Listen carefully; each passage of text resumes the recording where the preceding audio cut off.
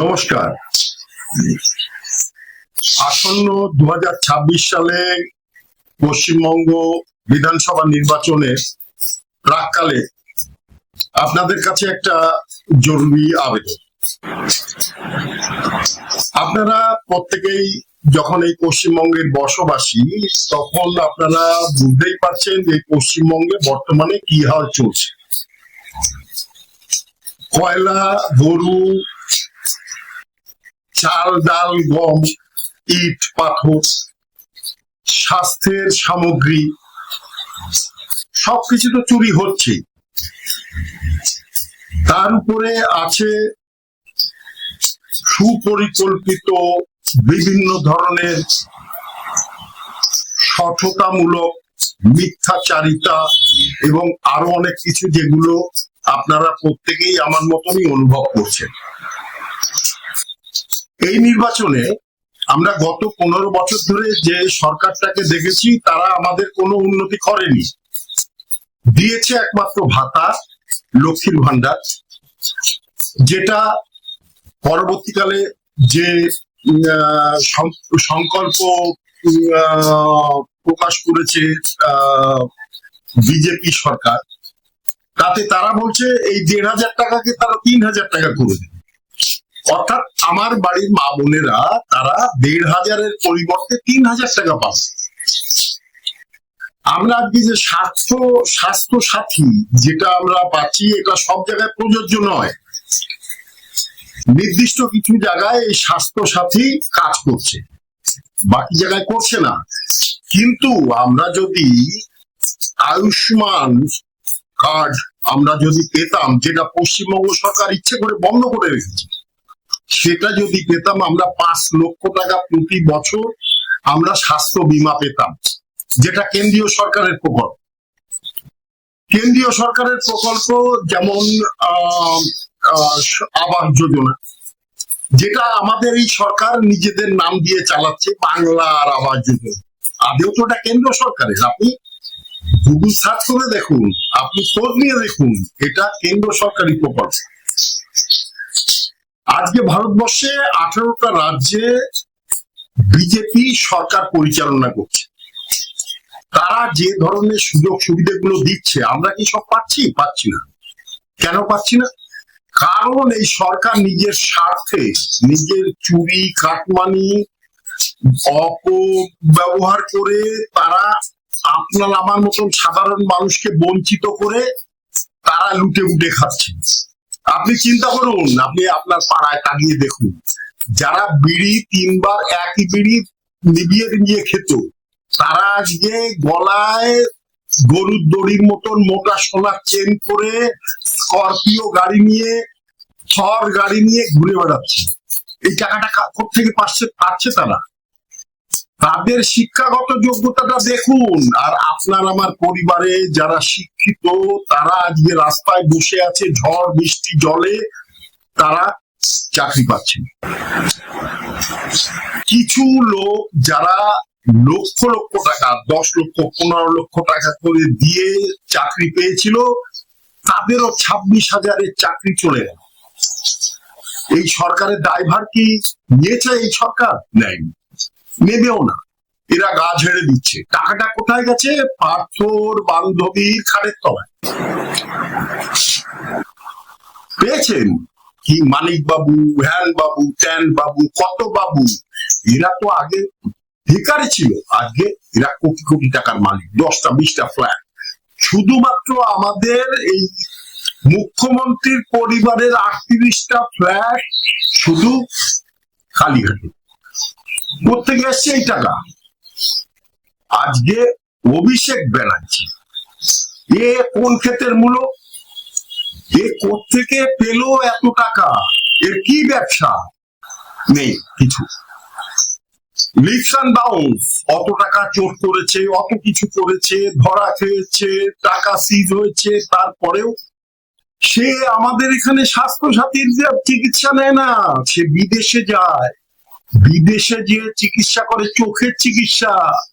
কারণ জানে এখানে এই অশিক্ষিত টাকা দিয়ে চাকরি পাওয়া ডাক্তারদের চক্করে পড়লে তার চোখ নষ্ট হয়ে যাবে, সে যায় বিদেশে, আমেরিকা, দুবাই, থাইল্যান্ড।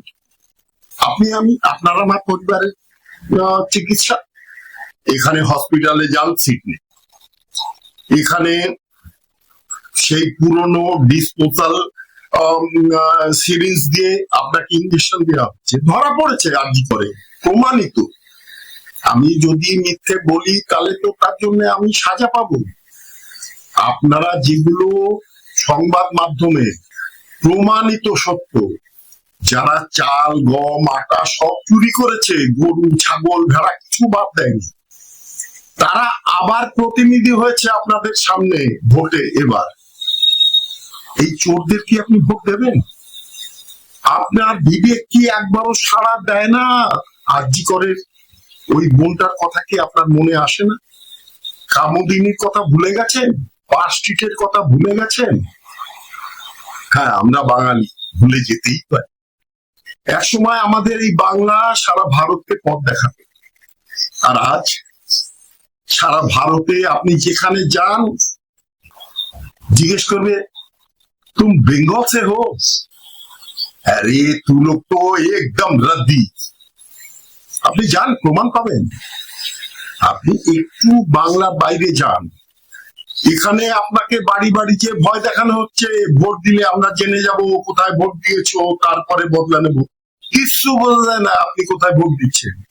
আপনার ভোট আপনি দেবেন, আপনার যেখানে পছন্দ সেখানে দেবেন, কিন্তু হাত জোর করে অনুরোধ করছি, এবার অন্তত বদল আনুন। 5টা বছরের জন্য বদল আনুন। আপনি আগে 34 বছর দেখেছেন, তারপরে 15 বছর দেখেছেন, 5টা বছর বিজেপিকে দিন, দেখুন পরিবর্তন আসে কিনা। আমাদের স্বরাষ্ট্রমন্ত্রী বলেছেন, যেদিন বিজেপি এখানে সরকার গঠন করবে 100 দিনের ভিতরে এখানে 7ম পে কমিশন চালু হবে। আমাদের যে মা, বাবা, ভাই, বোন যারাই আছে সরকারিতে চাকরি করছেন, তারা তাদের ডিএটা পাবেন, 7ম পে কমিশনের সুবিধাটা পাবেন, কেন্দ্র সরকারি হারে ডিএ পাবেন। তাতে কি হবে? বাজারে টাকা আসবে, সে টাকার সুবিধে আপনি আমি সবাই পাবো। একবার চিন্তা করুন, নিজের মস্তিষ্ককে একবার নাড়া দিন, বিবেকটাকে একবার জাগ্রত করে দেখুন, এই সরকার কোথায় নামিয়েছে, টাকা তাড়িয়েছে। 400 থেকে 500 বড় কোম্পানি, কয়েক হাজার মাঝারি ছোট কোম্পানি বাংলা ছেড়ে পালিয়ে গেছে। তারা এখানে ব্যবসা করতে পারছে না, একমাত্র নীল সাদা ছাড়া, এই রং ছাড়া আর কিচ্ছুই হচ্ছে না এখানে। আপনি দেখুন 65 থেকে 70,000 টাকা আপনার বাড়ির সামনে যে ইলেকট্রিক লাইটের পোলটা, বাতি দামটা লাগানো হচ্ছে, তার নাকি মূল্য হবে। আপনি একটু যাচাই করে দেখুন এরা কত টাকা খাচ্ছে। এই যে সবুজ সাথী সাইকেল, এই সাইকেল বাজারে ওজন দরে বিক্রি হচ্ছে 1600-1700 টাকা, তার পৈতৃক পরিবারের লোকের কোম্পানির মাল 3200-3300 টাকা দাম দেখিয়ে সেইটা এনে দিচ্ছে, যার পেছনে টাকা খরচ করে তাকে চালাতে হচ্ছে। এই তো অবস্থা। আর কত ভাবে আপনারা প্রতারিত হবেন? 5টা বছর সময় দিয়ে দেখুন না, একটা সুসংগঠিত সর্ববৃহৎ রাজনৈতিক দল ভারতীয় জনতা পার্টি, তাকে 5টা বছর সময় দিন, দেখুন আমাদের হাবড়া কেন্দ্রে দেবদাস মন্ডল মহাশয় এবার প্রার্থী হয়েছে। হাবড়ার আপামর জনগণকে আমি অনুরোধ করব, আপনারা দেবদাস মন্ডল মহাশয়কে পদ্মফুল চিহ্নে ছাপ দিয়ে জয় করুন। দেখুন 5টা বছর সময় দিন না, এত তো বছর দিলেন, 34 দিলেন, 15 দিলেন, 5টা বছর দিতে পারবেন না? দেখুন না কি করে। ভারতবর্ষে আরো 18টা রাজ্যে তারা তো ভালো আছে আমাদের, না হলে আমাদের ঘরের ভাই বোনেরা কেন তাদের ওখানে তাদের রাজ্যে চাকরি করতে যাচ্ছে, পয়সা আয় করতে? আজকে আমাদের বাংলা থেকে যাচ্ছে গুজরাট, মহারাষ্ট্র, বিহার, উত্তরপ্রদেশ, হায়দ্রাবাদ, এমনকি ঝাড়খণ্ডে পর্যন্ত আমাদের বাংলার ভাই বোনেরা যাচ্ছে পেটের তাগিদে। কেন? আমরা বাংলায় থেকে কেন আয় করতে পারবো না আমাদের সংসার চালানোর টাকা? 26,000 ভাই বোনের চাকরি যে চলে গেল, কেন গেল? এই সরকারের জন্য। আপনার কি বিবেকে একবারও ভাবছে না? আপনি কি একবারও মনে করছেন না যে এই সরকারকে উৎখাত করা প্রয়োজন? যদি এই চিন্তা আপনাদের না আসে, তাহলে মনে করব সবাই আমরা সরীসৃপ হয়ে গেছি, আমাদের মেরুদণ্ডটাই নষ্ট হয়ে গেছে, ঘুণে ধরে পচে গলে গেছে। না হলে এই সরকারকে একবার সরিয়ে দেখুন, একটা সুসংগঠিত রাজনৈতিক দলকে 5টা বছর সুযোগ দিন। 5 বছর পর তো আবার যদি দেখেন এরা কাজ করছে না, লাথি মেরে সরিয়ে দেবে। একবার সুযোগ দিন, দেখুন। আর 18টা রাজ্যের মতন এই রাজ্যটাও সোজা হয়ে দাঁড়াতে পারে কিনা। আজকে যেখানে কংগ্রেস আমলে 2-3 হাজার কোটি টাকা ঋণ ছিল, বামফ্রন্ট আমলে সেটা 15-16 কোটি টাকা ঋণ ছিল, আজকে 8 লক্ষ কোটি টাকা ঋণ। আপনার আমার পরিবারে যে জন্মাচ্ছে, সে জন্মের সাথে সাথে মাথায় কয়েক লক্ষ টাকা ঋণ নিয়ে এসে এই মাটিতে পা রাখছে। আপনার আবার কি লজ্জা করে না? আপনার বিবেক কি একবারও বলে না, প্রতিবাদ করে না যে এই সরকারের বদল দরকার? আপনি দেখুন আজকে হিন্দুদের পুজোয় বাধা তৈরি হচ্ছে। আপনি দেখুন মুর্শিদাবাদ, বেলডাঙ্গা, কেন এই দাঙ্গা? আজকে দেখুন এই দাঙ্গায় যারা পা দিয়েছে ভুল করে, তাদের কিন্তু এই সরকার বাঁচাচ্ছে না। এই সরকার তাদের বারবার উস্কে দিয়েছে, তোমরা লড়ে যাও। স্বয়ং মুখ্যমন্ত্রী বলছে একটা সম্প্রদায় যদি চায় আমার জন্য শুধু তারা আটকে আছে, না হলে তোমাদের কয়েক সেকেন্ডে নিশ্চিহ্ন করে দেবে। এই সরকারের সময়েই রাজনৈতিক নেতা বলছে হিন্দুদের কেটে ভাগীরথী জলে ভাসিয়ে দেবে। কেন? হিন্দুদের কি কোনো অস্তিত্ব নেই? তাদের কি রক্ত নেই? তাদের কি শক্তি নেই রুখে দাঁড়ানো? আপনার বিবেক কি একবারও বলে না একবার বদলে দেখি? আসুন, সময় এসেছে, এবার বদলাতে হবে। বদলে দেখুন, এই পাপের সরকারকে তাড়িয়ে দিন। এরা নিজের পরিবারের স্বার্থ সিদ্ধির জন্য আপনার আমার মতন সাধারণ মানুষকে চুষে নিংড়ে খাচ্ছে। ভোটে হিংসা, ভোট পরবর্তী হিংসা, মারা যাচ্ছে কে? আপনার আমার পরিবারের সন্তান। এরা কাচের ঘরে বসে আপনার আমার সন্তানদের উস্কাচ্ছে যাতে আমরা লড়াই করি। এরা ভয় দেখাচ্ছে আপনি কোথায় ভোট দেবেন, সেই ভোট নাকি এরা জেনে যাবে। কোনোদিন সম্ভব না।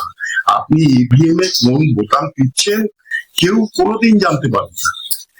আপনারা আপনাদের মন মতন প্রার্থীকে ভোট দিন, কিন্তু অনুরোধ করছি একবারের জন্য বিজেপি সরকারকে আনুন।